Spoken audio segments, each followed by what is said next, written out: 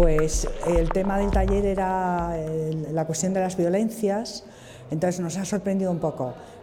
al principio, porque sobre todo algunas compañeras, porque claro, ayer se enfocamos el tema de feminismos más desde el punto de vista de las prácticas feministas, todo el tema de la corresponsabilidad, los cuidados de los procesos y tal, y hoy parecía como que volvíamos a la cuestión de la violencia, que es un tema central en todo el debate feminista. Pero a lo largo de la discusión se ha intentado mostrar cómo la violencia es una consecuencia de una estructura patriarcal, que es la que domina nuestra sociedad, y que los sucesos de violencia fuertes, ¿no?, como podríamos decir, pues los asesinatos, las violaciones, los golpes, las agresiones, forman parte de un entramado muchísimo más amplio de violencia que algunas veces cuyas manifestaciones agresivas algunas veces ni siquiera son identificadas como tales, y que eso hace que si se aísla el suceso propiamente dicho de todo el entramado en el cual ese suceso cobra su sentido, el suceso se ve como algo incomprensible. O sea, hemos hecho hincapié en denunciar un discurso como la lacra de la violencia, que parece que es como si fuera una peste, la psicologización de la violencia, el uso espectacular de la violencia, que sin embargo deja fuera del foco todo este entramado a veces no visible, ¿no? Ha habido un ejemplo que a mí me resulta muy interesante de los actos que el año pasado hubo, creo que fue el año pasado aquí en Pamplona, ¿no?, cuando la Semana Grande creo que es, ¿no? Entonces, un colectivo de mujeres feministas que lleva trabajando sobre este tema desde hace años, ellas planteaban que hace años el ayuntamiento decía, bueno, son tonterías lo que vosotras decís, porque aquí en las fiestas no hay violencia contra las mujeres, sino que lo que hay es una situación de marcha en la cual todo es posible, cualquier transgresión a nivel de ocio está permitida. Entonces el acceso al cuerpo de las mujeres forma parte de ese ambiente de transgresión. A mí me parece que eso es muy fuerte, porque eso explica, o podría contribuir a explicar, no es que lo explique del todo, pero podría contribuir a explicar cómo en un determinado momento en el cual el año pasado se producen estas violaciones masivas, es como que se encendieran todas las luces. Pero hay grupos feministas que llevan años ya señalando como en ese ambiente de permisividad el que el uso o el acceso al cuerpo de las mujeres forma parte de ello, sin que haya medidas para hacer ver todas las contradicciones, los conflictos y las violencias que eso supone, permite justamente que en un determinado momento esa espiral de violencia llegue a un punto tan absolutamente espantoso y visible, ¿no? Y entonces ya en ese momento todo el mundo se lleva las manos a la cabeza, ¿cómo es posible que ocurra eso? Pero si llevamos años denunciando esta cuestión, ¿no? Entonces eso me ha parecido muy importante, muy interesante, como hacer ver esa cuestión tan difícil de que la violencia contra las personas subalternas, digamos, o subalternizadas, mujeres, en nuestro caso desde la perspectiva de género, mujeres, trans, gays, lesbianas, etcétera, tiene esas complicaciones, porque muchas veces no se pone el foco en lo más espectacular, pero se olvida todo el trasfondo que hay debajo.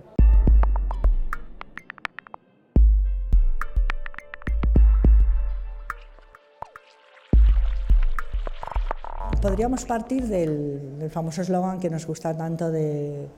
la revolución será feminista o no será. ¿Por qué? No porque los sujetos de cualquier transformación en el sentido de radicalización democrática tengan que ser sujetos feministas, sean mujeres o sean varones que se consideren a sí mismos feministas, sino porque desde nuestra perspectiva, justamente por la absoluta correlación o intersecación entre patriarcado y capitalismo por un lado, y por otro lado porque justamente la lucha de las mujeres feministas pone en primer término la imposibilidad de una sociedad capitalista del lucro y de la depredación, hace que esta transformación tenga que tener en cuenta estos puntos de vista. Por otro lado, como el municipalismo tiene que ver con el poder local y territorial, que por tanto su objetivo en cierta medida es cuidar el vivir común de los ciudadanos y de las ciudadanas, de las personas que viven en un determinado territorio, las sinergias que se pueden dar entre ese cuidado de los territorios del vivir común, con esa mirada feminista que dice, ojo, no podemos cuidar los territorios del vivir común si los sometemos a una lógica capitalista depredadora, de afán de lucro desmesurado, que lo que hace es depauperarlos y desertizarlos. Y entonces a mí ese encuentro, que a veces es un choque, porque no siempre es pacífico, pero ese encuentro me parece muy importante, porque por un lado es poder local, territorializado, cercano, etcétera, etcétera, pero ¿para qué? Para que podamos convivir en un territorio común. Claro, pero para poder convivir en un territorio común y considerar como un bien común tenemos que tener en cuenta determinadas cuestiones, y esas cuestiones son aquellas en las que ponen los focos los movimientos feministas, desde mi punto de vista. Por eso se puede dar esa confluencia de una manera relativamente trabajosa, pero sencilla.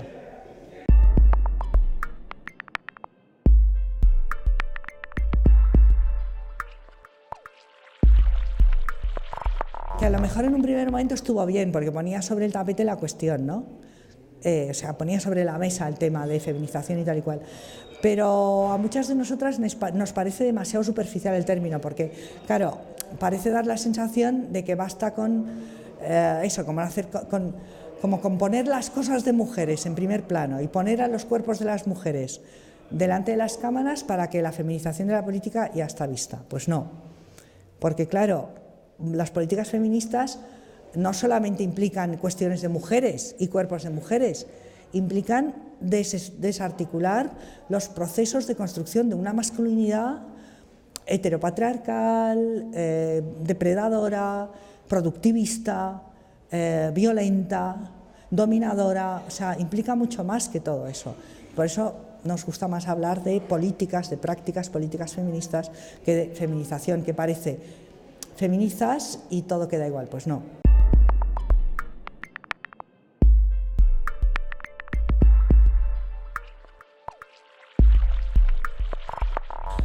Hombre, el primero es no dejar que lo conviertan en algo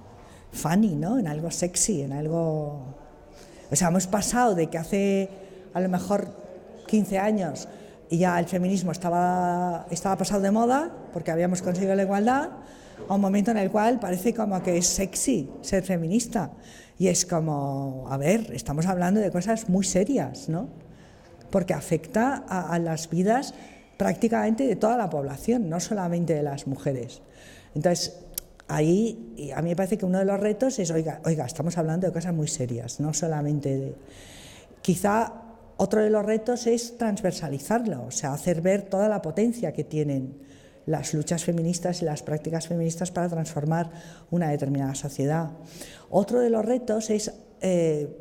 hacer entender, sobre todo a generaciones jóvenes, dónde están las agresiones machistas, sexistas, es decir, porque muchas personas jóvenes, o al menos esta es nuestra experiencia, sobre todo en sectores educativos, no son conscientes de que hay determinadas prácticas. O sea, pensamos que, por ejemplo, empezar a trabajar sobre el tema de las prácticas sexuales es muy importante, no para con un afán represivo, pero sí con un afán de clarificación, porque estamos constatando que hay personas que, digamos que desarrollan prácticas sexuales que las hacen sufrir, sobre todo a mujeres, a chicas muy jóvenes. Y que ese sufrimiento es un sufrimiento interiorizado, no socializado, y que a veces no sabes muy bien por qué, sea por problemas de violencia por parte de la pareja, sea por problemas de orientación sexual, sea por problemas de diferente tipo. Y que ahí también tenemos que hacer una visibilización de hacer ver cómo esos sufrimientos son sufrimientos que no son propios de la práctica sexual en el sentido estricto del término, sino que son propios de una manera de ejercer o de practicar la sexualidad que en vez de producir placer, produce sufrimiento. Es una constante en muchas vidas de muchas mujeres, pero que hay que trabajar muy seriamente, sobre todo en sociedades donde la práctica del sexo parece que es cotidiana y además que es una cosa que está,